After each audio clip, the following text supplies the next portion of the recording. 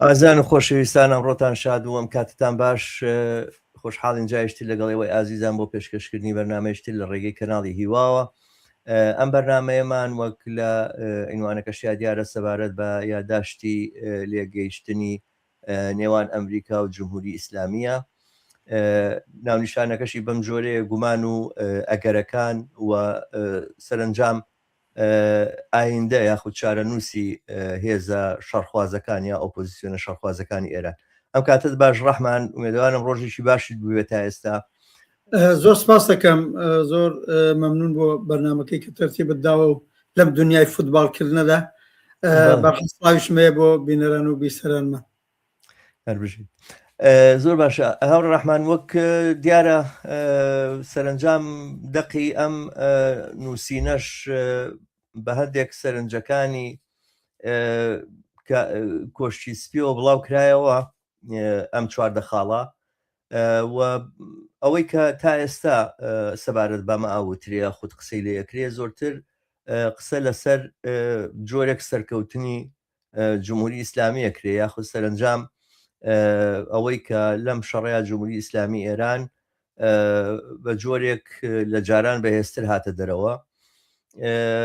بەڵام من پێم خۆشە سەرەتا سەبارەت بەوە قسە بکەین کە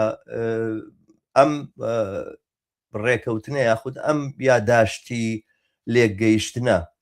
چۆن هەڵبسەنگێنی نایە شەڕ تەواو بوو؟ بەنظرم یەکێ لە ئەگەرەکان ئەوەیە هەم ئەگەری شەڕتەوابوون هەیە و ئەڵان زۆرتر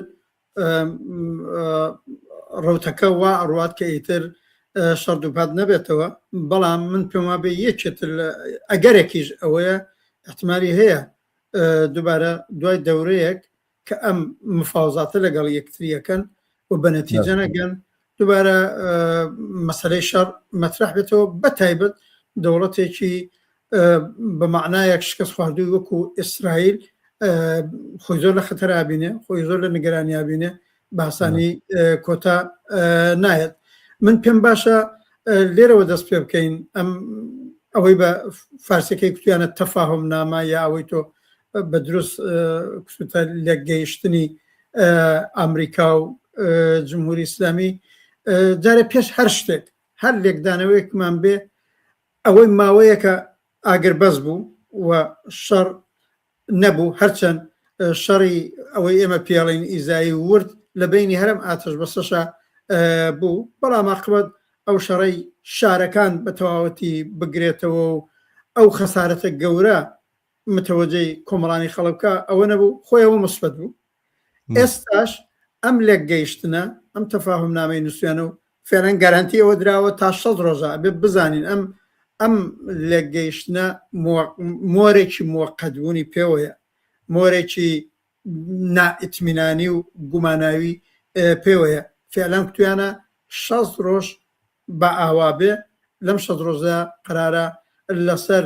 هەموو ئەو کێشانی لەگەڵ یەکتری هەیەە قسە بکەن. ئەو کێشانە لە بیرمان بێت دەورەی بەرجام کە مناسباتیان بڕێک هێورتر بوو، هیچ شەڕێکیان لەگەڵ یەکترینەکە بوو 2 ساڵی تر کێشە تازە تا بە بەرجام گەشتن. ئەمەوێ بڵێم خودێەوەی ئەلان شەڕ نییە و سێبەری شەڕ لەسەر کۆمەلگای ئێران و خاوەرمیانە ڕۆژهەڵاتی ناوەڕەتی ژراوسە جارێ ئەمە مثبەتە، ئێمە ئەمەمان پێ باشە. هەرچەند شەڕی ئەم دەوڵەتە تەرۆریست و جنایەتکارانە و سازانەکەشیان ئەوان خۆ لە ڕوانگەی قازانج و بەرژەوەندی کۆمەڵانی خەڵکو و کۆمەلگا بپارێزن ئەوە پرۆپاگەندە هەموو ئەزانین لێوە دەست پێ ناکەن. بەڵام جارە تەنیا خاڵێکی پۆزیتیو بۆ ئەم لێکگەیشتنە بێ ئەویژەوەیە فعلەن بۆ ماوەیەکی دیکە شەڕ نییە. بەڵام من ڕاستەکەی بلێکدانەوەی کاملا بەسەر کاملادا سەرکەوتن ئەوەی نابینم. دوولای جمهوری ئیسلامی یا ئەمریکا هیچ لایەکیان زۆر بە سەرکەوتو نابینم، هەرچەند لەو شەڕی کە کرا لەو شەڕی 39 ڕۆژە ئاکامەکەشی بووەتە ئەم لێکگەیشتنە ئەمریکا زەرمەندتر بووە، ئەمریکا زەرمەندتر بووە. هەر بەو دەلیلش هاتۆتە پای ئەم ڕێککەوتنە موەقەتیە دوومانگە. بەڵێ وایە ئەو بەندانی کە نووسراون بەشێک لە بەندەکانی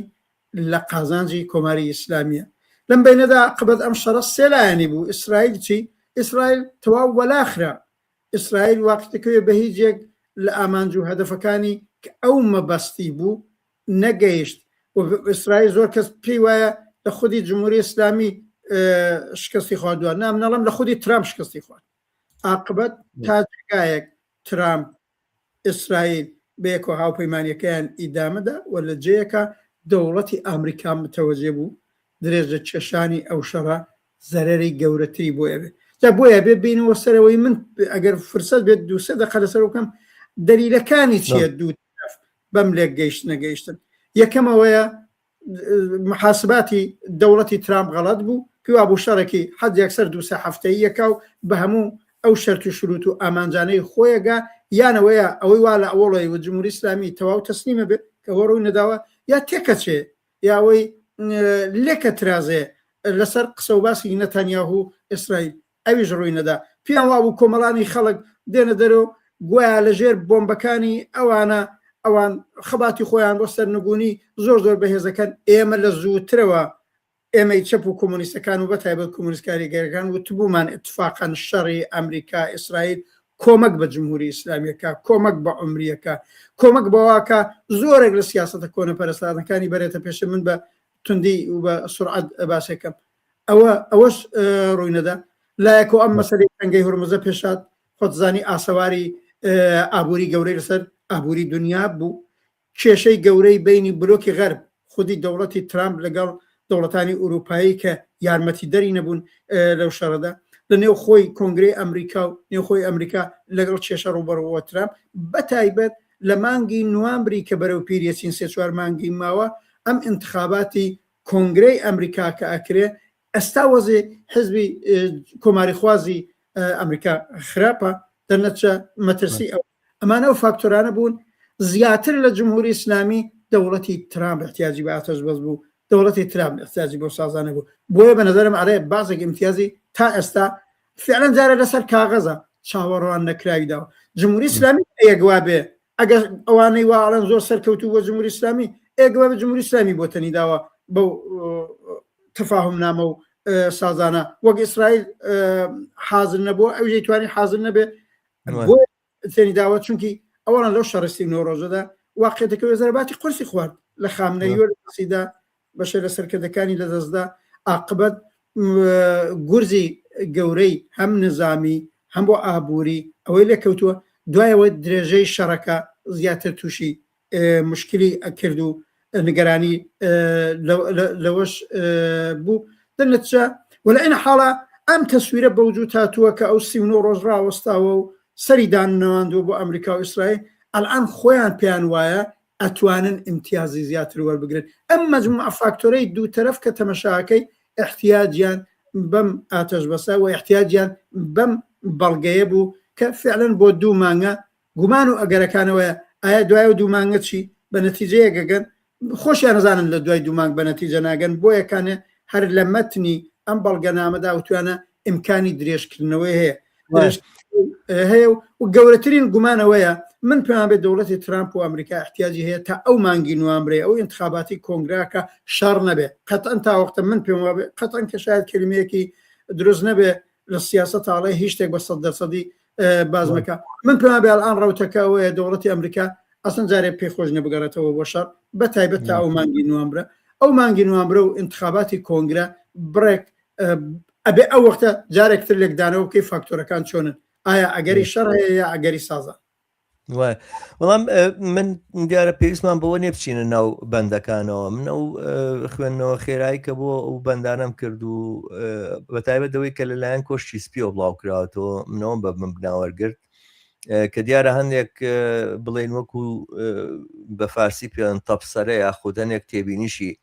لە بنیەوە نووسیوە لە بنی هەر بەندێکەوە کە ئەم بەندە نابێ ئاوا لێک بدرێتەوە ئاوا لێک بدرێتەوە. بەڵام خودی ئەو بەندانە زۆرتر لەوەی کە شتێکی دیاری کراو بڵێن و ئەوانە پرسیاریان جێهێشتووە. ینی بەشێکی زۆری ئەو شتانی کە لەوێ وتراوە تەم و مژێکە کە نازانی بە چ لایەکە چارەسەرە بێ بە جۆرێک وای لێ هاتووە کە کۆشتی سپی تەفسیری خۆی لێ بداوە کۆی بڵێ شتێکە کە تەفسیر بەردارەکە کرێ هەر لەم بڵاوکردنەوەیە هی ئەوەیە کە بڵێ ئەمە چۆنچۆنیە کرێ لێک بدرێتەوە چۆنچۆنیە کرێ باز بکرێ. ینی لەوە ئەچێ بە پینۆپەڕۆکردنی کۆمەڵێک خاڵی دیاریکرااو بووە مەبەستی ئەسلیش لێی نەک ئایندەی ئەم بڵین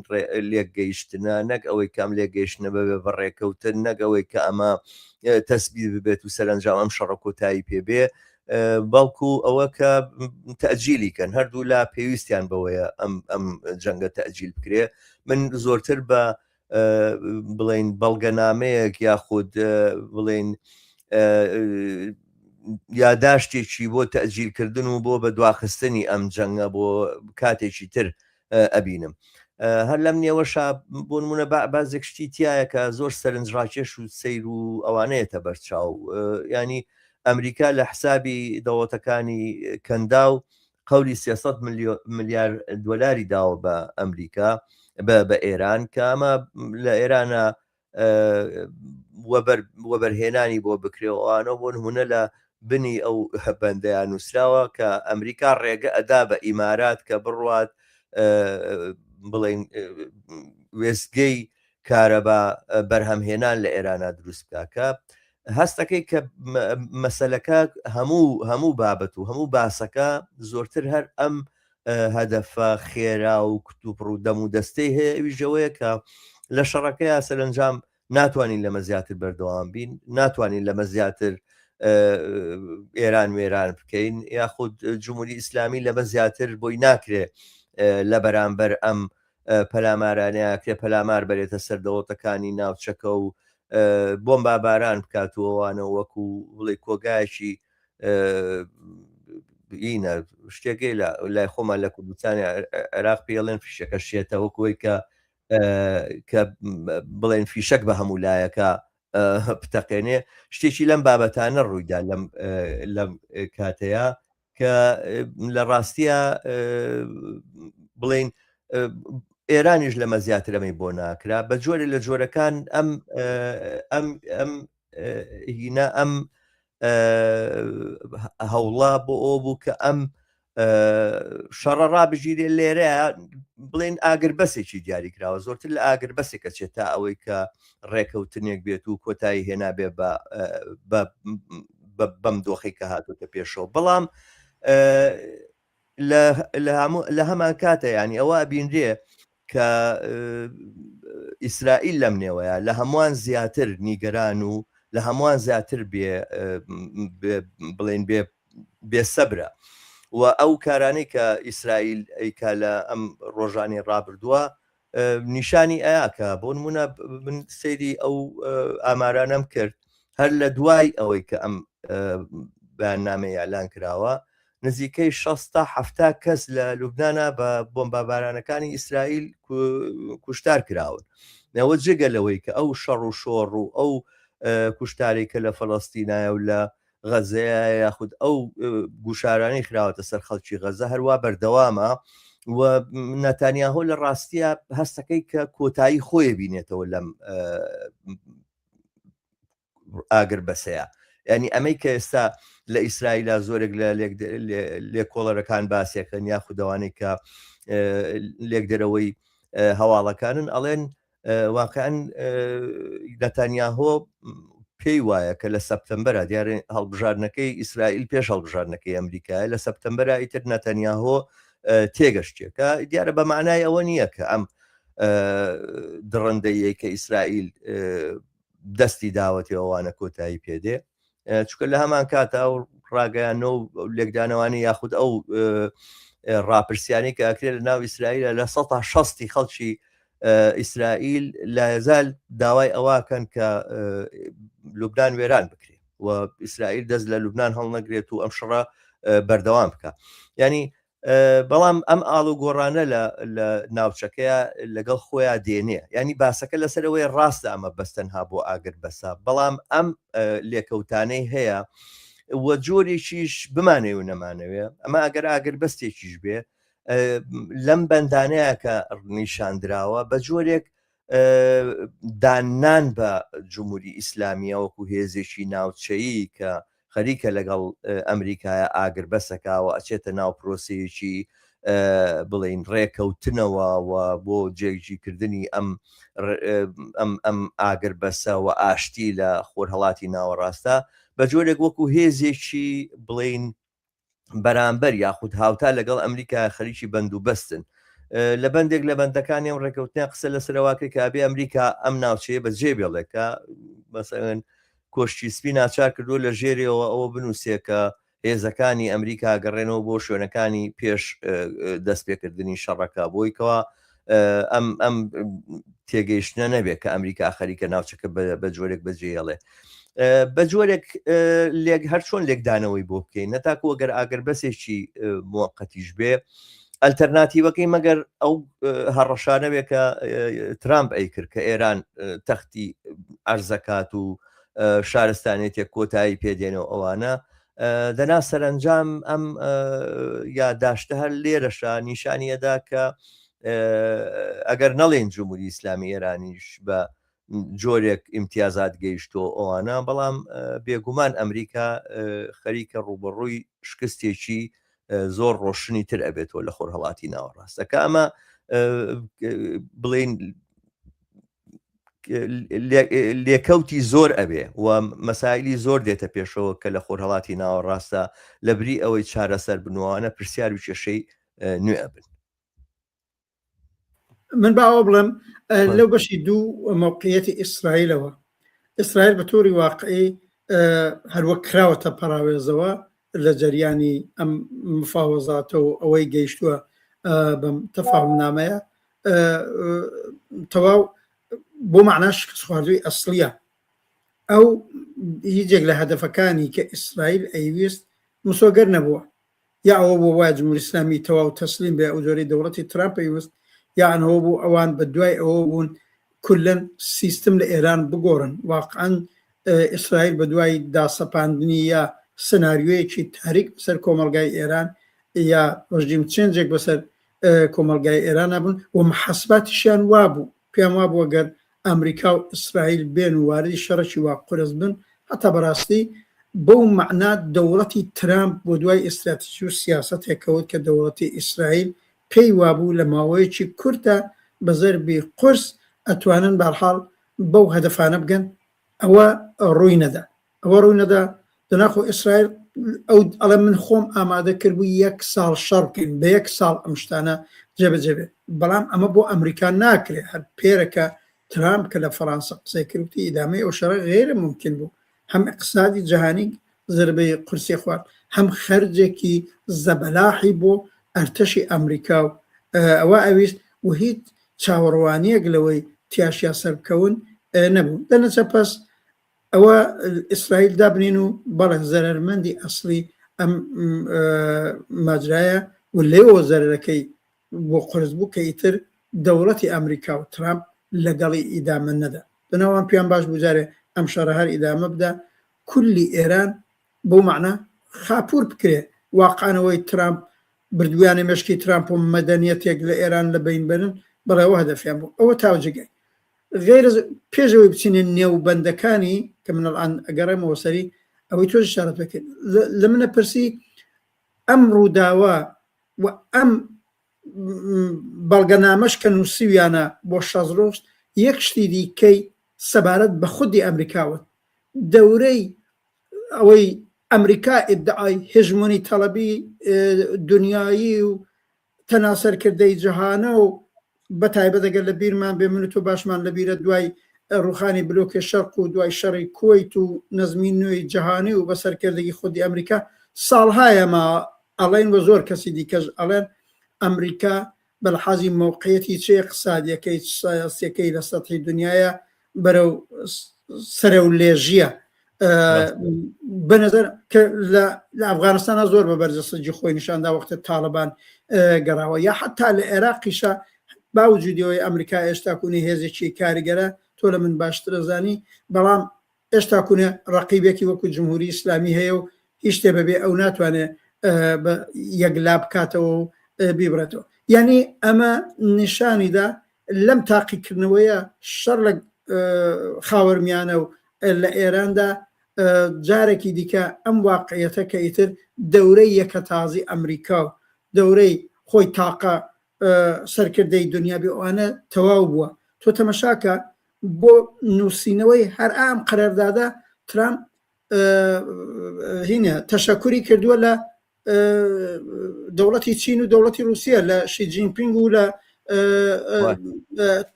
پوتین معنایەوەی ئەوان دەستیان لە کاردا بووە بۆ قانعکردنی جمهوری ئیسلامی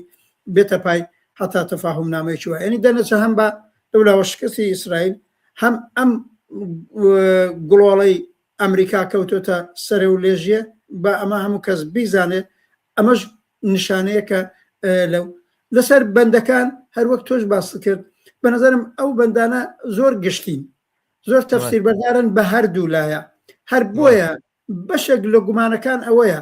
ئایا ما چێتە قالبی جێبەجێبوونەوە منیش پێم وابێ هەردوو لا و بە تایبەت ئەمریکا ئەحساسەکەم زۆرتر بۆ دەورەیەک موقت تەمەشایەکە ئەوێ ئەم دەورە تێپەڕێنێ ئەم دەورەی کە من وای دانم وای لێکەدەمەوە تا بگاتە مانگی نوامبر و ئەم انتخاباتی کۆنگرە بەلایەکە بکەوێت مەسەن دەوڵەتی ترامپ و کۆماری خوازەکان ئەگەر دووبارە لە کۆنگرە ئەکسەریەت بن بە نەزەرم خۆیان تونترەکەنەوە بەرابەر بە جمهوری ئیسلامی ئەگەر حتا داشینێن ئەگەر بکەونە ئەقەلیەت داشی بنێن ئەڵبەتە وەختەمانەیان زۆرە بێت گرێوگۆڵیان زۆرە بێت کۆنگرە بە ئاساری هەموو شتێکیان بۆ تەئید ناکە بەڵام خۆت زانی ڕئیس جمهور لە ئەمریکا بازە بڕگارێک هەر بەدەستێتی دوای ئەوەش لەوانەیە بێمەلاحەزەتر بەتایبەت چونکی ترامپ دەوری دووەمی سەر کۆماری کەشێتی مەسلەی ئەوەی نیە ئارێ انتخابێ بێتەوە انتخاب نابێتەوە طبعا مەسلەی حزبی جمهوری خا ئەبێت یعنی دەنەچە بە نظرم ئەگەرێکی گەورە ئەوەیە دوای نوامبر چه اتفاقێکەوێ ئەگەر جمهوری ئیسلامی کەماکەن زۆر قورس و قایم بەو تەفسیرانی کە ئێستا خۆی ئەیکا لەسەر ئەو بەندانە ئەو هەموو ئەو بەندانە بەشی زۆری ئەو بەندانە بە قەزانجی خۆی زانێ واقعەتێکیشی وەیە ئەو ئیجازەی پێدا بەندەکان ئەوە تەفسیر بەردارن ئەوە تعبیر بەردارن ئەو ئیجازە بە جمهوری ئیسلامیەدا بە نەفعی خۆی تەفسیریکە تەنیا و بەندەی کە لەسەر سلاحی هەستەیە کە ئەویش تاکوونێت زۆر گشتی باسکراوە بارا و بارا خودی جمهوری ئیسلامی وتێتی ئەمە سلاحی هەستەیی دروست ناکەین ئەمە چی لێدێ بەحسێکی دیکەیە مەسەلەن بەحسی موشەکەکان قەدیم مەطرح وەڵام ترامپ لە فەڕەنسا ئەلامی کرد توێتی هەموو وڵاتەکان موشەکان هەیە دەی با ئێرانیش بیبێ یعنی مەنزوورم بڵم وەم جارە فاکتۆری تەنانەت هینەکان ئەو دەستێک دەست وەردانە لە ناوچەکەیە دەستی وەرداوە ئەوە باسی لوبنان سێ جار لە دقیقاً باسی لوبنان کراوە گەوەی کە لوبنان بەشێک بێ لە ئێران ینی دقیقاً یەکێ لەو ئیمتیازاتەی کە جمهوری ئیسلامی وەریگرتووە هەرە مەسەلەی نفوس کەلامی ئەو لە قەزیەی لوبنان هەیە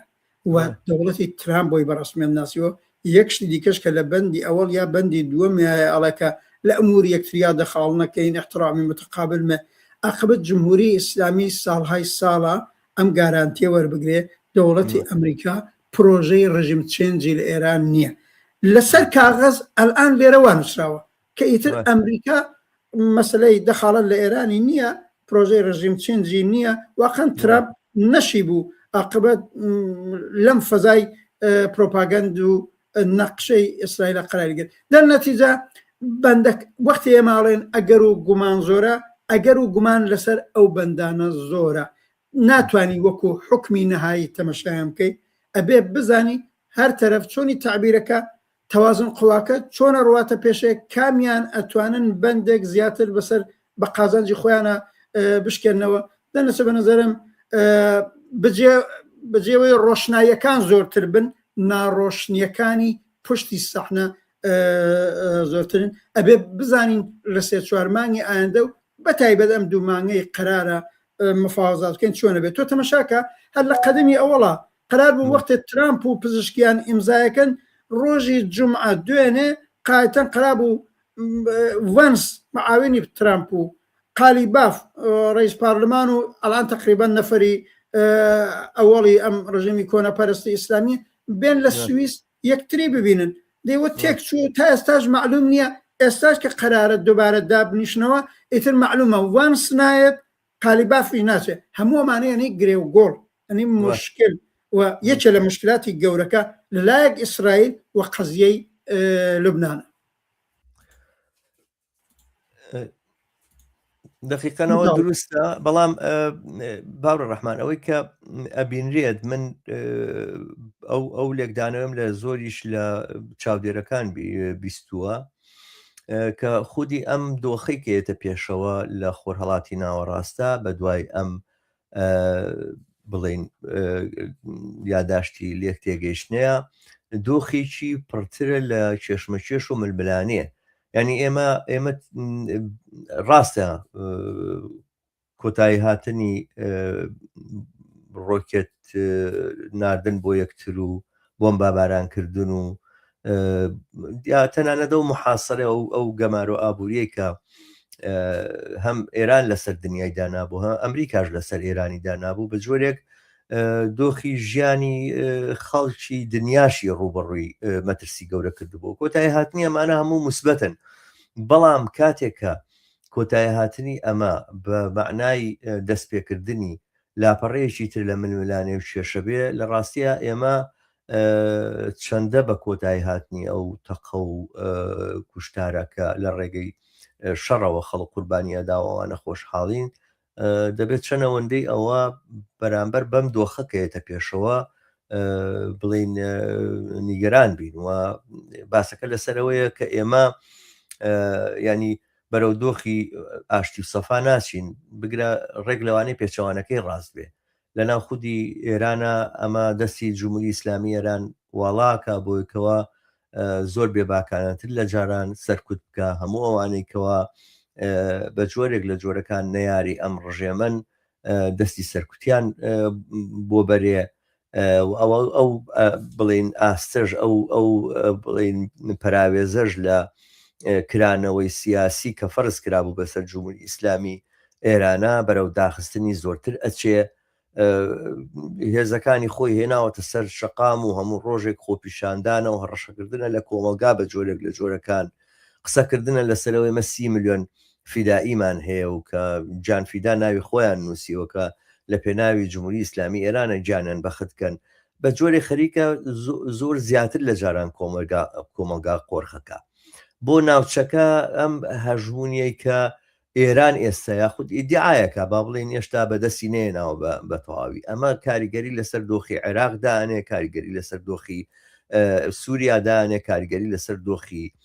لوبنان دائنێ و کاریگەری بە گشتی لەسەر ئاستی چاوەڕوانەکانی خەڵک لە خۆرهڵاتی ناوەڕاستە دانێ و دووبارە ئەم کێشمەکێشەی بینی ئیسلامی سیاسی لەگەڵ بڵین ئەوەی کە خۆیان پێیان دەڵێن زایۆنیزم و یاخودە و بڵین ڕەوتە دینیە جوێی کە لە ئیسرائیلە بە شێوازێکی زۆر فاشستانە و دڕندانە مامەڵەی خەڵکی فەڵەستین و وڵاتەکانی دەوروبەرەکان ململانە لە بینی ئەم دوو هێزە کۆرە پەرستەیە کە ئەبێ بە چیرۆشی ژیانی ئێمە لە خۆرهڵاتی ناوەڕاستە ئەمە براوەکاتەوە بە مەدانەکاتەوە بۆ فاشستترین هێزەکان لەم ناوچەیەوە بۆ ئەوەی کە ئەسڵەن ئەوەی کە لە ئیسرائیل ئەنجامیە داوە جمهوری ئیسلامی ئێران چەند ساڵە لە ئێرانە ئەنجامی داوە ئەمە ببێ بەستاندارد و نۆرم لە ناوچەکەیە ناڵێم ئێمە گەیشتوین بەو جێگایە بەڵام ئەم ئاراستەکە بەرەو ئەوەیە لە ئاستی دنیاە ئەم جەنگە لە ڕاستیا برەویدا بە جەنگخوازی لە ئاستی دنیا برەویدا بە فەرهەنگێکی تر لە ئاستی دنیاە جاران کاتی خۆی کە ئەمریکا پەلاماری عێراقیدا ساڵی 1990ەوە لە ڕێگەی مەجلیسی ئەمنەوە بوو ساڵی 2023 کە لە ڕێگەی مەجلیسی ئەمنەوە نەبوو بەڵام بە پشتیوانی ئەوروپا بوو بە جۆرە کەمپینی بۆ کرد حملەی بۆ کرد دەلەسەی زۆری کرد و تەزویراتی زۆری کرد لە مەجلیسی ئەمنا چەند جار باسی کرد و مناقەشەی کرد لێرە ئێمە بینین ئەمریکا ئەم جاریان بەبێ ئەوەی کەوا جۆ بە هیچ شتێک باتۆوانە لە یەکەمەی ڕۆژە و لە یەکەمین زەربە لێدانیا 60 یا بڵێن 160 و چەند مناڵی لە مەکتەبێکە کە لە پاچە کرد و قەتڵ و عامی کردن ئەمە ئەو دۆخێ ئێمەک لە دنیا ئەیبینێن ئەم شەڕەکە لە ئێرانە ڕوویداوە زۆر کەس هەموو لێکدانەوەی جیۆپۆلیتیکی بۆکەن ئەمریکا لە بەرامبەر رووسیا و چینا چۆنچۆنی ئەبێەوە جمهوری ئیسلامی بەڵام لایەنێکی تری ئەم شەڕێکە کە لە دژی خەڵک بەڕێواچی شەڕێکە کە لە دژی خەڵکی ناو ئەمریکاش بەڕێواچێت نەک بەتەنها لە ناوچەکە یانی ئەمڕۆوە بینین بۆ نمونە ئێمە پێشەوەی کەوا ئەم شەڕە ببێ خۆپیشاندانی گەورە لە دژی پۆلیسی کۆچی ئەمریکا ئەنجامەدرا ناڕزایی گەورە هەبوو بەڵام لەم ماوانەیە ئەوەی کە بیسترێ ئەم بڵێن جمونجۆڵانە کەمتر بوونەتەوە ئەم جۆرە شەڕ و چێشمەکێشانە سەرنجام ئەگەر بە ئاراستەی دڕندەی ئەڕوا لە دەرەوەی وڵات بە ئاراستەی دڕندەی لە ناوەوەی وڵاتیشا بۆ دەسەڵاتی حاکم لە دنیای سەرمایه‌داری ئەمڕایچێتە پێشەوە. ینی من وا هەستەکەم کە ئەم ئاشتیە خود ئەم شەڕوەستانەی ئێستا ئەم تەقەوەستانەی ئێستا چەندێک ئەتوانێ بەمانایەک فرسەتی هەناسەدانێک بدا بە ئێمە ئەوانە بەڵامە بێ ماوەیەک بێ بۆیکەوە خەڵکی شۆڕژێڕی ئەم ناوچەیە و گروپ و لایەنە ئینسان دۆستانەی کە لەم ناوچەیە کارەکەن و ئەوانە فکرێ لەوە بکەنەوە بۆ ئایندەی خۆیان چۆن چۆنی نەخشەدا بنێن ینی ئەمە فترەیەکی وانییە کە بوارمان پێدراوە تۆزێ ئاسوود دەبژین بەڕاستی ئەو بڵین هێمنیە کە پێش زریان هەیە ینی بە جۆرێکەوەی کە پێوترێ هێمنی پێش زریان من شتێکی ئاوا لەم دۆخەیە بینم کە ئێستاەتەکایەوە ئەم باسی کاڵان هەر لەم دەورێت و ئشارەی پێدەی چەند لایەنی هەیە لە ئیدامەی هەم قسەکانی تۆ هەم قسەکانی پێشومانە وەختی ئاڵێن ئەمریکا لەم پرۆژە سەر نەکەوت و بەرەو سەرە و لێژی ڕۆیی ئیسرائیل بە تایبەت تێشکەس خواردووە معنای ئەمەلەکەی ئەوان پرۆژەیەکیان بوو بە نێوی خاوەرمیانەی تازە نەقشەی خاوەرمیانەی تازە ئەوە معلومە ئەگەر نەڵێن شکستی خواردووە ئەو نەقشە من ئستا ناتوانم بە قەتعێتەوە بڵم شکستی خواردووە بەڵام لەگەڵ مانعی زۆر گەورە ڕوبەڕوو بووە ئیتر پێیان وابوو بە تەسلیم کێشانی کۆماری ئیسلامی و بە هەموو یا گۆڕینی دەسەڵات لە کۆمەلگای ئێرانە ئیتر ئەمریکا و ئیسرائیل و ئەبنە هەمەکاری خاوەرمیانە و نەقشەکەی خۆیان خاوەرمیانی تاڵت دا ئەسەپێنن و لەو نەقشەدا قەرار بوو پرۆژەی دووەمەکان چی بوو تەرحی ئیبراهیم بوو تەرحی ئیبراهیمی کە ساڵانە پێشتر دەوڵەت ترامپ دەستی پێکرد ئێستا بەڕاستی ئەو تەرحەی تر لەگەڵ لە خاوەرمیانە تازەکە زیاتر تووشی مشکل بووە و پێما بچێتە کەنارەوە خودی وەنس پێرەکە معاوێنی ترامپ بەڵە بابە تۆ لە دنیادا تەنیا یەک پشتیوانت ماوە بە دەوڵەتی ئیسرائیل و بە نەتەنیاهوڵێ یعنی حتا ئەو وڵاتانی عەرەبی کە دوانسیانی چیان واردی و تەرحی ئیبراهیمە بوون ئەوانە یەتر سەرشۆڕی ڕووداوەکانی منتەقا بن ناتوانن ئیدامەی بدەن دەنەچە ئەمە لەلایەک پەس ئەمان کە بازیگەری کۆنەپەرست و ترۆریست بوون نەخشەکەی ئەوان لێرەیە واردێ لەولاوە تەرەفی مقابل جمهوری ئیسلامی و محوەری مقاومەتەکەی لە ساڵانی پێشوە ئەوانش ئارایشێکیان بوو لە خاوەرمیانە ئەوانش محوەری مقاومەت و بە قەولی خۆیان هێلالی شیعیەکیان دروست کرد بوو دەورانێک جمهوری ئیسلامی ئەدعا کرد من لە 4-5 پایتەختە حکم ئەدەم کە منزوری یەمەن بوو واقعەتی تیا بوو عێراق بوو واقعەتی تیا بوو لوبنان کەڵانەوە بە دەرەجێ ناڵم 50 بۆی سەلماوە یا بەرحەڵ سووریە بوو ئەڵبەتە ئەو لەوێ تەواو گۆڕاوە بەشار ئەسەد نەماوانە دەنەچە خودی محوەری مقاومەت و هلالی شیعی جمهوری ئیسلامیش لە دوای 7 ئۆکتۆبری 2020 تا ئێستا زەربەی قورسی ئەویش لە کەوتووە ڕاستە ئەلئانەوە دووبارە حزب الله هێزێکی کاریگەرە و مشکلی گەورە خەریکە بۆ ئیسرائیل دروستەکە و جزوی معادلەکەیە بەڵام هەم حزب اللهکە و حزب الله دەورانی شەڕی 33 ڕۆژەی 2006 نییە کە بە معنایەک واقعان ئیسرائیلی مەجبور بە ئاگربەس کرد بەرحەڵ ئەوانی زەربیان خۆرە دەین نەتیجەکەی چییە ئەلئان ئەم قوتبە کۆنە پەرستانە و بەم نەقشانە هیچ کامیان نەقشەکانیان ناچێتە پێشە منیش جار لێرەدا لەگەڵەوە قسم موافقم بێسوباتێکی گەورەتر بە خاوەرمیانەدا ئاسەپێ لە دڵی و بێسوباتی و بەتایبەت بۆ کۆمەلگای ئێران یەکشت مەسەلەیە عاقبەت بەرەی ئازادی خواز و بەرابەری خواست ئێمەی چەپ و کۆمۆنیستەکان بزوتنەوەی کاریگەری و بزوتنەوەیەکی حەقخوازانە کە پێش ئەم شەڕانە تین و تەوەژمی زۆریان بوو ئیترەوە بوو لە 8 ساڵی ڕابردووە لە دەیمانی 96 خۆی نیشاندا لە ئابانی 98 خۆی نیشاندا بەتایبەت لەو ئاخێزە جەماوەریەی بماوەی 2 مانگ نزیک بە 3 مانگی ساڵی 1401 و دوای قەتڵی ژینا ئەمینی خۆی نیشاندا هەمووەمانە لەتمان لێکەوت بە دەلیلی شەڕی 1 ساڵە شەڕی 12 ڕۆژە شەری 39 ڕۆژە پاشەکشەی پێ تەحمیل کرا بەڵام تا فرسەت دەبێ پتانسیری بارزاتی دەرنەچیزە لەم بێسوباتی لە خاوەرمیانە لەلایەن دەوڵەتە ترۆریستەکان و داسەپاوە ئایا ئالتەرناتیوێکی حەقخواست ئازادی خواست بەرابەری خواست ئێمەی کۆمۆنیستەکان سەربەرزەکەینەوە ئەبین بە تایبەت لە کۆمەلگای ئێرانە من ئەڵان حەقەتەکەیەوەیە لە سووریا ئەڵان ئەوە نابینم لە لوبنانە ئەوە نابینم حتا لە عێراقێک کە تۆ لەمە شارەزاتری ئەلان ئەوە نابینم لە چێژمەندازی 5 ساڵی ئایندەیە بڵم واخەن ئالتەرناتیوێکی ئازادی خوازی بەرابەری خوازی لە عێراقا ئیدعای دەسەڵات دەکات بەڵام لە ئێرانە کەماکانەی بینم دوای ئەم زەربە خواردنانەش کە بەم شەڕانە لە بزوتنەوەی کارگەری لە بزوتنەوە جەماوەریەکان کەوتووە اتفاقاً قازانچێکی کۆتایی ئەم شەڕە ئەم ئاگر بەسە درێژە کێشانی هەر ئەم حاڵەتەی کە شەڕ زیندوو نەبێتەوە ئەو زەرفیەتە لە بزوتنەوەی کارگەری و بزوتنەوەی ئازادی خواز و بەرابەری خواز و چەپ و کۆمونیستی ئێراندا هەیە کە سەر بەرزەوەکە و بێتە مەیدان وەکو ئالتەرناتیوە کارێکی سادە نییە ئاڵۆزی زۆری هەیە بە تایبەت سازمانگەریەکی زۆریەوێ چونکی بەڕاستی بەرەی ئازادی خواز و بەرابەری خوازی ئێران و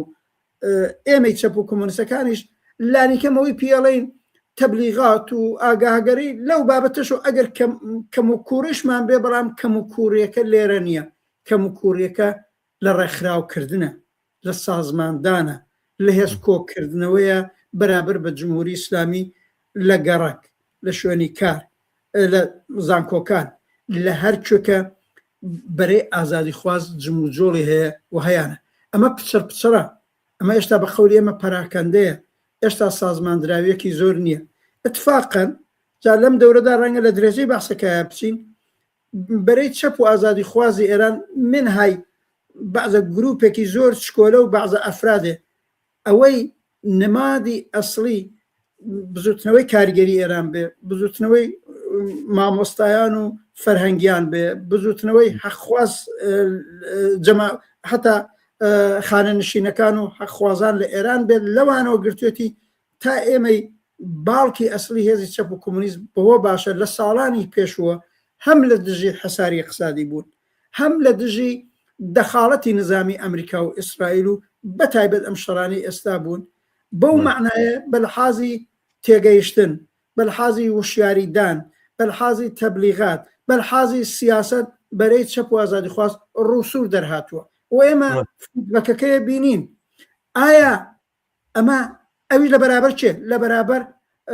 ئۆپۆزیسیۆنی ڕاستی پرۆغەربی پرۆجەنگی کە لە تۆپیانە ڕزا پەهلەوی و سەڵتەنەت تەڵەب و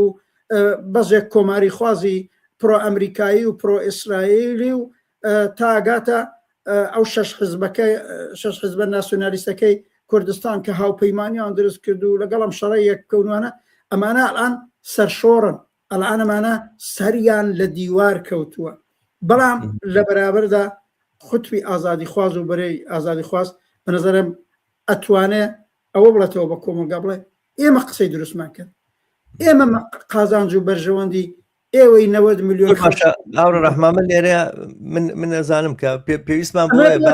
ئایا ئەم بەشە ئەتوانێت ئالتەرناتیو لە خۆی بداتە دەست ئەگەر ئەو ئالتەرناتیوە بدا بە دەستەوە کە مدعی قدرت بێ لە بەرابەر جمهوری ئیسلامیدا ئەو وەختە منەڵێم ئەو شتەی وا تۆڵێ ئایا ئومێدێک هەیە ئەم ئاڵوگۆڕەشتی مثبەتی لێ دەربێ ئەگەر ئەو ئالتەرناتیوە نەیەتە مەیدان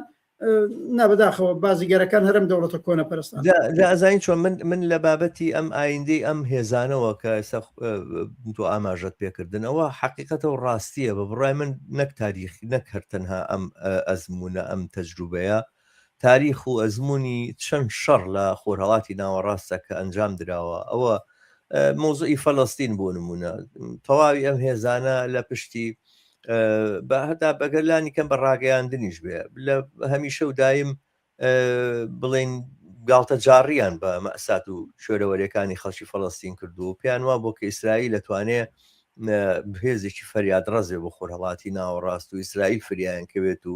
ئەویان بکە لە شەڕەکانی ئەوەی کە لە بەرامبەر عێراقا کراوە هەمیشە و دایم هەڵوێستی ئەمانە پشتیوانیکردن بۆ لەو شەڕ و پەلامارانی کراوەتە سەر عێراق و داژیکاری ئەمریکا لە هەموو ئەو قۆناغانەیە کە ئەم سیاسەتانەی پیا تێپەڕیەوە ئەوانە سەرنجام معلوم بووە کە هەڵوێستی کۆمونیستەکان و چەپ و ئازادی خوازەکان هەڵوێستێکی ئینسانی و هەڵوێستێکی شەرافەتمەندانە و هەڵوێستێکی جێگەی ستایش بووە و هەڵوێستی ئەوان نازانم بۆ خۆیان بەڵام لە واقعەیە بە مقایسە بە بەها زۆر سادەکانی مرۆڤایەتی ئەم سەردەمە هەڵبێستێکی شەرمەزاریان هەبووە شەرمەزاریان هەڵبژاردووە بەڵام هەم هیچ کات ئەمە لە خودی خۆیان نەیکردوتە ئەوەی کە ئەمانە هێز و توانا و بڵین دەسەڵات و یاخود نفوزێک لە دەستبن کە هەیەە ئێمە لە عێراق و لە کوردستانەوە لە کوردستانە ئەیبینین و لە عێراقی شەهر ئەمان شتە ئەمان بڵین سیناریۆیە و هەمان چیرۆکە کە ئەوەی لە کوردستانە هەیە ممکنە زۆر بە ناشرینتر و زۆر دزێوتر ئەوەش دەرکەوێت لە باقی بەشەکانی عێراقا هەر ئەم گروپە چەکدارانە کە هاوکاریان لەگەڵ دەسەڵاتەکان و لەگەڵ پەلامار و هێرشەکانی غەربا کردووە دەسەڵاتدارن بوون بە ملیاردێر سەروەت و سامانی کۆمەلگانە مخستۆتە ژێردەستی خۆیانەوە بە ملیۆنەها کەسیان کردەوە پاسەوانی ئەملاکەکانی خۆیان مامەڵەیان لەگەڵ ئینسانە مامەڵەیەکە کە لەگەڵ هاوڵاتیان نییە مامەڵەیەکە لەگەڵ ڕعیەتە ئاکرێ بەڕاستی ئەمە ئەم دەسەڵاتانی لە کوردستانە ئاوان بەڵام سەرنجام ئەو هاوکاریان لەگەڵ هێزە کۆنەپەرستەکان و داگیرکارەکانە وانە بووە بە خودی ئەوەی کە هەڵبەستێکی شەرمەزاریانەیە بوو بێ بەبایی ئەوەی کەەوە دەسەڵاتیان نەبێ یاخود لەم معادلاتانەیە براوە دەرنێن و ئەوانە ممکنە تا ماوەیەشیش دەسەڵات و هەژمونیان هەر ئاوا بەردەوام بێ بەستەمەوەیە خودی ئەمریکام هەڵوێستەی چەپ و کۆمونیستەکان هەڵبێستێکی شەرافەتمەندانە و سەربەرزانەیە بە خودی خۆی ناکاتە ئەوەی کە ئەمە ببێ بە فریادڕەسێک یاخود بوێ بە خاڵێک بۆ ڕزگاربوون و سەربەرزکردنەوەی کۆمەڵگا ینی چەپ و کۆمونیستەکان خۆ بە شوێنەوە نین خۆیان سەربەز لەم ڕووداوانە بێنە دەرەوە چەپ و شۆڕژێڕەکان و کۆمونیستەکان و سۆشیالیستەکان بە شوێنەوەن جەماوەر لەم دۆخەیە سەربەز بێتە دەرەوە کە بە بڕوای من ئەم شێوازەی کە ئێمە گەر پێمان وابێ ئێستا کە ئێستا ئەم شەڕە تەواو بووە ئەم هێزانە تووشی شەرمەزاری بوون لە بەروی نەخشەکانیان شکستی هێنا من هەندێک جار خەمی ئەوەمە کە تووشی تەوهومێک بوو بین کە پێمان وابێ کۆتاییان هاتووە یاخودی تر پیلانەکان بە قازان جێوان ناڕواتە پێشەوە و تەواو بڵێن دەرگای بەختیان داخرا و چارە نووسیان پێچرایەوە و ئەبێ خۆیان کۆکەنەوە و ئەم ناوە بەجێ بێڵێن بەڵام من هەستەکەم ئەمە لە ممکنە زۆرتر وەهمێک بێ یاخود با نەڵێم بۆ هەم بڵێم جۆرێک لێکدانەوە و شیکردنەوەیەکی دڵخوازانە بێ کە دڵی خۆمانی پێ خۆشکەین ئەگەرنا حقایقەکە ئەوەیە کە لە دنیایەکە کە شەڕکردن بەم جۆرە و پەلاماردانی وڵاتێک بەم جۆرە و قەت و عامکردنی مناڵانی مەکتەب بەم جۆرە کوشتنی 7,000 کەس لە غەزە بەم جۆرە و ئەم مامەڵانەی کە جمهوری ئیسلامیەیە و کوشتاری خەڵکی بێدیفاع و برسی و ناڕازی لەسەر جادەکانی تاران بە هەزاران لەبەرەوەی کە هاتوونەتە دەرەوە خۆپیشاندانیان کردووە لە دنیای کار لە ناوچەیەکە ئەمانە ببن بە نۆر بوو ئەمانە ببن بە جێگەی بەو بڵین بەهایانەی کە بەکردەوە ئەچنە پێشەوە من وازانم زۆرتر و زیاتر جێگەی ئەم باند و دەستە و تاقمە دژی کۆمەلگا و دژی ئینسانیانە فراهەمتر ئەبێ ئەوەی کە ئەتوانێت بەربەمە بگرێ ئەوەیە کەم هێزەی کە لە بەرامبەریاتی چۆن خۆی کۆکاتەوە نەک هەر ئەوەی کە دڵخۆشێ بەوەیکەوە هەڵوێستێکی سەربەرزانەی هەیە من لەگەڵ قسەکەت هەم بە هاوڕام بۆیە لە قسەکانی پێشە باسم کرد وتم بەرەی کرێکاری ئازادی خواز چەپ و کۆمونیستیێنە من با لێرە بۆ بینەران و بیسەران من بڵم هەر منزورم هەڵوێستی حزبەکەی خۆمان و چەند حزب و سازمانی وەک خۆمان و کلیویان چەپ و کۆمونیست نییە باوەڕکە لە پێش ئێمەوە هاوکات لەگەڵ ئێمە مەسەلەن ئەو ڕێکخراوەی کە مامۆستایان لە ئێران هەیەە پێش شەری 12 ڕۆژەکە پێش شەری ئەم 39 ڕۆژەکە حتا بە ساڵ پێش ئەوانش لەسەر ئاسەواری خراپی حەساری اقتصادی لەسەر ئاسەواری خراپی فەزای جەنگی و شەڕەنگێزانە ئەمانە هەڵوێستیان دەربڕیوە یا مەسەلەن سندیکای کاریگەرانی واحدمان هەیە مرکزەکەی لە تارانە هەڵوێستی زۆر ڕۆشنی دەربڕیوە زۆرێک لە نەهاد و تەشەکولی دیکەش هەن خۆیان بەلایەنگری کرێکارەزانن یاهی بەشەکانی حەقخوراوی کۆمەلگان بەم جۆرە هەڵوەستیان دەربڕیوە ئەنی من لێوە دەست پێکەم هەم ئەو بەرەیە بە وەسیعی هەیە و کە ئێستا بەرحاڵ ئومێد و ئینەرژێکی زیاتری گرتووە کە ئەم شەڕە خەریکە کۆتایی پێدێ و لە عینە حاڵابینی بەرەی کۆنەپەرستی مقابلی ئەوان بەرحاڵ سیاسەتەکانی دروست نەبووە تا گاتە ئێمەی هێزی چەپ و کۆمونیستەکان بە ئەوە ڕۆشن بێت من لە دەوری پێشووی قسەکانە وتم ئێمە لە تەبلیغات و لە ڕۆشنکردنەوە و لە ئاگاگەری بەو نسبەت ئیمکاناتی هەمانە تەلەڤیزیۆنێکی 24 ساعەتەی هێزە چەپەکان هەیە جەریدە هەیە قسە و باسەیە هەمووانە لەوەشە کەمکوڕی زۆرە بەڵام ئەوە جێگای ئەسڵەکە نیە قسە ئەوەیە ئایا ئەوە هێز کۆکەینەوە ببین بە ئالتەرنەتیڤ ئێستا بەرەی ئازادی خواز و بەرابەری خوازی کۆمەلگای ئێران و کۆمونیستەکان لە قامەتی ئالتەرنەتیڤە زاهر نابێ ئالتەرنەتیڤەکە ڕەهبەریەکەی دیار بێ ڕێکخراوبوونەکەی بەرجەستە بێ هێزەکەی لە شارەکان و لەم گەڕک و لەم مەرکەزی کار بە دیاریکراوی دیار بێ بە دەرەجەیەکی زۆر لێک هەڵپێکراو بێ ئەمە بۆشایی گەورەی ئێمەیە جا اتفاقا ئێستا دەبێت ئەوە لەسەر جزوی ئەجەندا و بەرنامەی هەر هێزێکی چەپ و کۆمونیست لە داخەڵ یا لە خارج بێ بۆ پڕکردنەوەی بۆشایی ئالتەرناتیڤ ئەو ئالتەرناتیڤە شکل نەگرێ 5 جاری تریش و 10 جاری تر ئەو قسەی تۆ دروستە هێزی کۆنەپەرست سەریان لە دیوار بکەوێ و شکستش خۆن ئەگەر ڕەقیبیان نەبێ ئەگە ئالتەرناتیڤ لە مقابلیانە نەبێ هەردووبارە سەر بزەکەنەوە مەگەر جنبشی بارزانی و کوردایەتەکەی بەڕەهبەری مەلا مستەفا بارزانی ساڵی 75 خۆیان پێڵەن نەکسە گەورەترین شکستیان نەهێنا قەراردادی ئەلجەزایر ئەی بۆ دووبارە ئەڵان حزبی بارزانی بۆتەوە حزبی ئەوەڵی کۆمەلگای کوردستانی ئێران حتا عێراق ئەگەر دەورەیە گەشتی نیشتمانی ڕقابەتێکی لەگەڵ بوو بەڵام چونکی هاو جنبش بوون و هاو تەریب بوون و هاو ئوفق و هاو سیاست بوون نەهایەتەن بە خەول خۆیان بوونەوە بە یەک ماڵ لەو یەک ماڵەدا ڕقابەتیان هەیە کارم بەوە نییە بەڵام دووبارە هەرو هێزە کۆنەپەرستەی کە گەورەترین سەدەمەی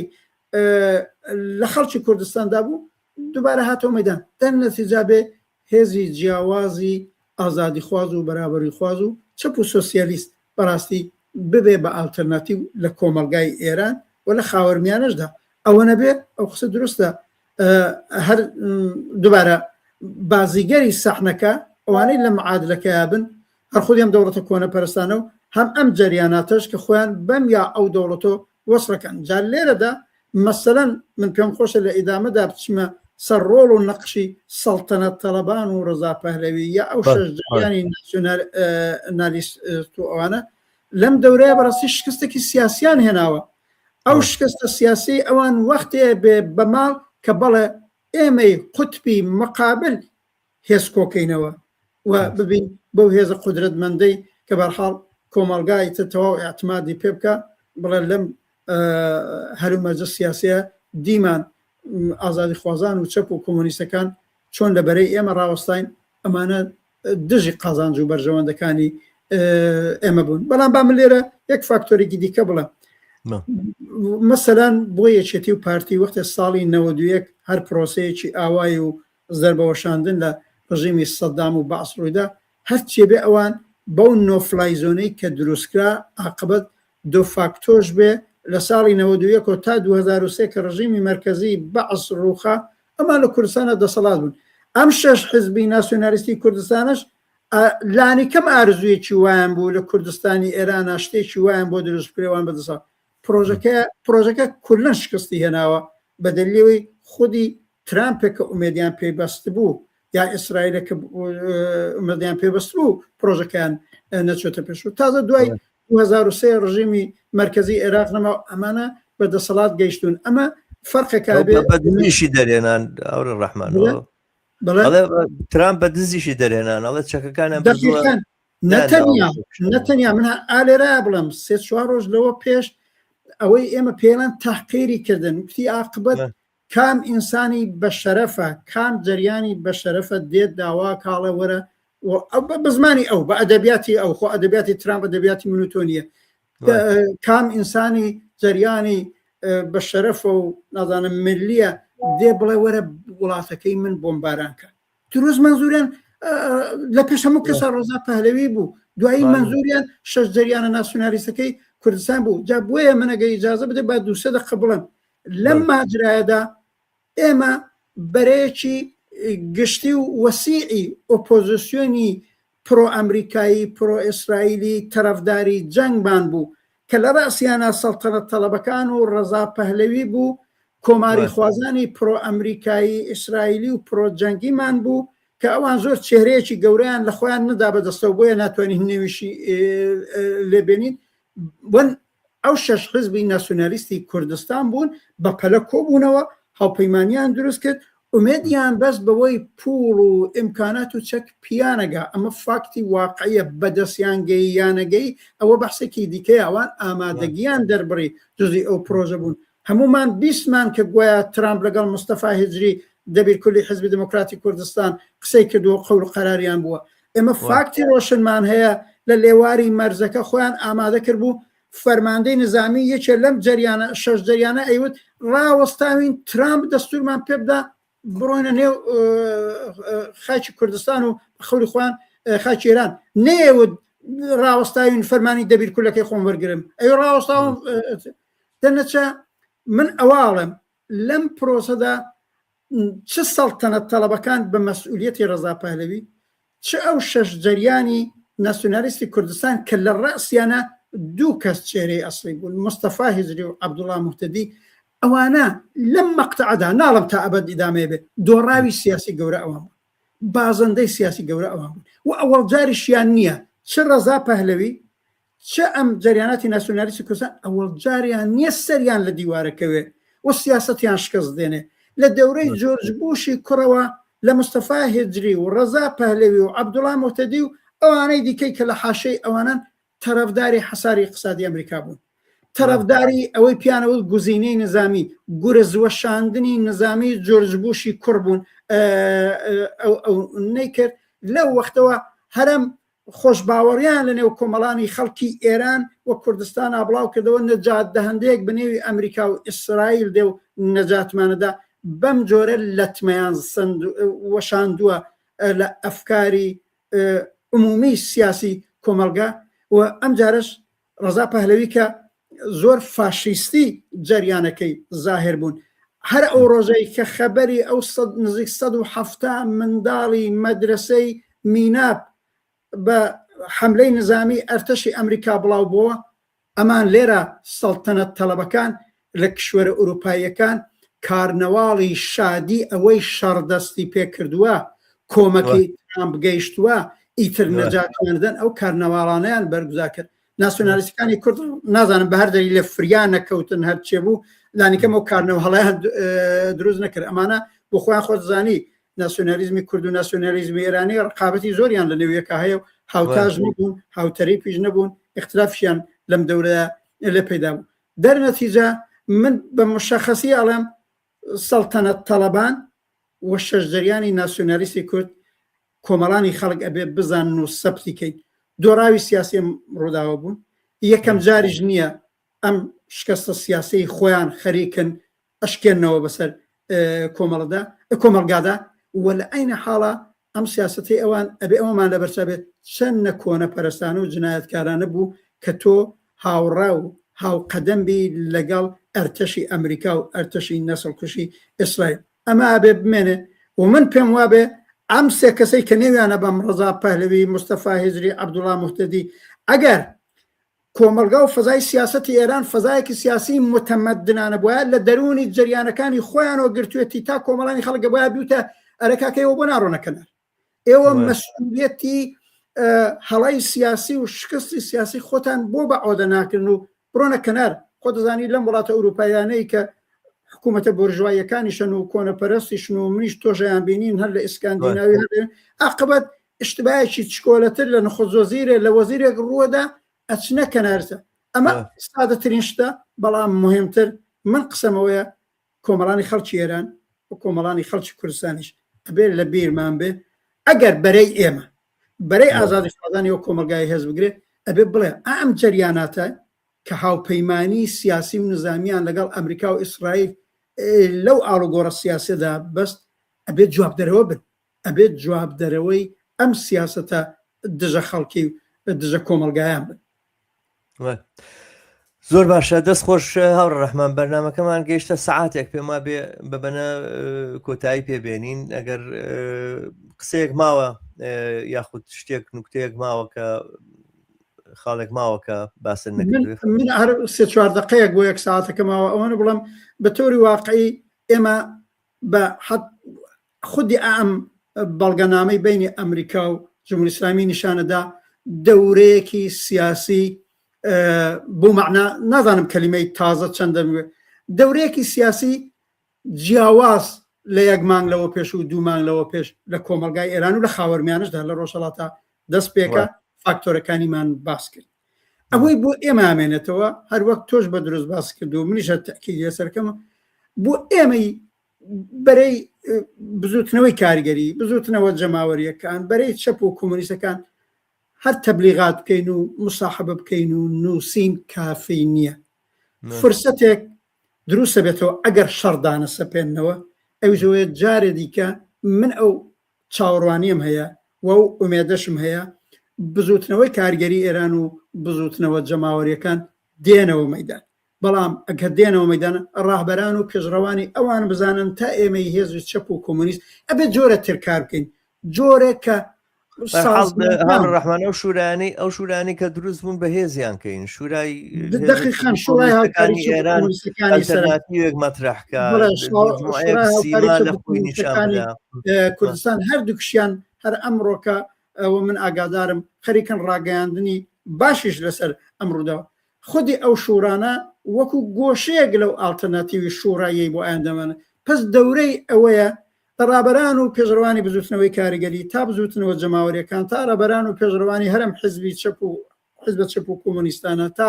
قەوریت و ئەو دوودانە شورایی دەورەی ئەوەیە جۆرێک ترکارکردن هێز کۆکردنەوە وەکو ئالتەرناتیوێکی شورایی بۆ ئایندەی ئێران ئێمە 6 مانگ لەوە پێش لە مانگی ژانەوێدا خودی تۆ حزورت بوو هەرم شورای هاوکاری چەپ و کۆمۆنیستەکانی کوردستان دروست ئەو ڕۆژەی جمهوری ئیسلامی خەریک بوو لە 18 و 19 دەی قەتڵ و ئاینەکە ئێران بەڵێ شورای چەپ و کۆمۆنیستەکانی ئێران کۆنفرانسێکمان بوو پلاتفۆرمی ئەسلیەکەی ئەوەیاڵێ پلاتفۆرمی سەرنگونی ئینقلابی جمهوری ئیسلامی و دامەزراندنی حاکمیەتی شورایی لە ئێران ئەمە کاریەوەیە لە دەوری ئەم پلاتفۆرمە کاری سازمان گەرانە کاری ڕێکخراو کاری هێز کۆکردنەوە لە نێوخۆی ئێران و لە دەرەوەی ئەوێ بۆ بەگژاتچوون لەگەڵ جمهوری ئیسلامی جارێتر ئەمە سەلما نەجات دەهەندەی خەڵکی ئێران نە ئەمریکایە نە ئیسرائیلە نەن ئاڵوگۆڕ لەسەرەیە نە بە کوشتنی خامنەی مانەندەکان ئەم ئاڵوگۆڕە ئەساسێ بە قازانجی خەڵک دێ جارێکی دیکە ئێرادەی کرێکار و جەماوەری ڕێکخراو وەکو ئالتەرناتیو ئەبێت جمهوری ئیسلامی بڕوخێنێ و جێنشینەکەی حاکمیەتی شورایی و کۆمەلگایەکی ئازاد و بەرابرە دایمەزرێنێ. زۆر باشە دەستخۆش بەرحاڵ لێرە بەرنامەکانمان کۆتایی پێبێنین ئازیزان و خۆشەویستان کە بینەری بەرنامەکانی هیوان